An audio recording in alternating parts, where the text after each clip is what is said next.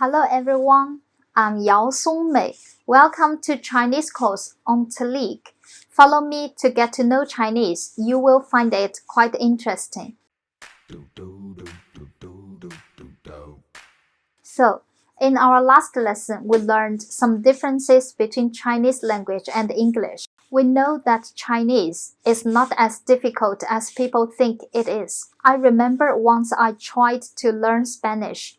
So in their language, the men and the women don't say things in the same way. For example, a man says el, a woman says la, a man says los, a woman says las, and so on. But in Chinese, they are all the same to both men and women. One of my friends also told me that in their country, even things have their genders, male and female.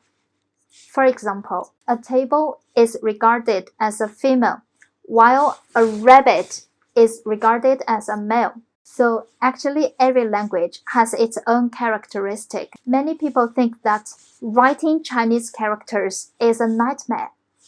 Well, you will realize that actually it will be something you enjoy the most in the future. The 3 words I mentioned in this lesson, you don't have to memorize either. Let's take a look of how Chinese word 日 changed.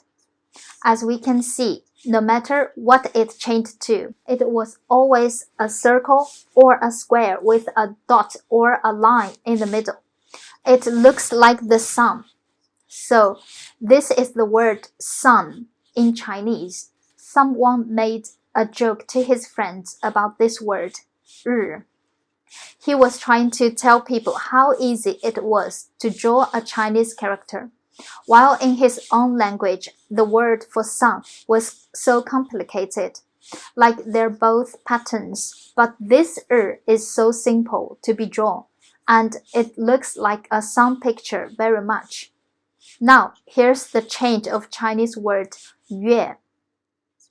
As we can see, it looks like a crescent moon in the sky. This is the word for moon in Chinese.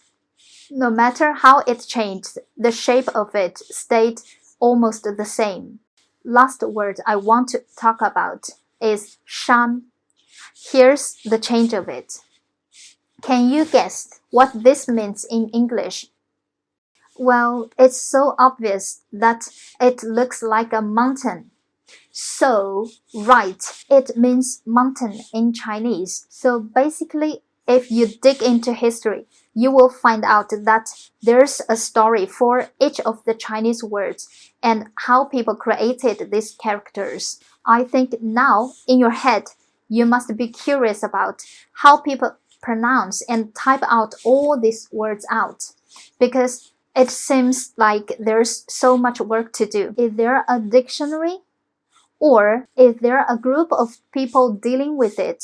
Alright, how do we pronounce these characters? How do we type them out? I'm not planning to tell you these questions today because I have some questions for you to finish on Talliq. Once you finish the quiz to unlock the next lesson, you will find out. So, remember to do the quiz after this lesson. And see you soon!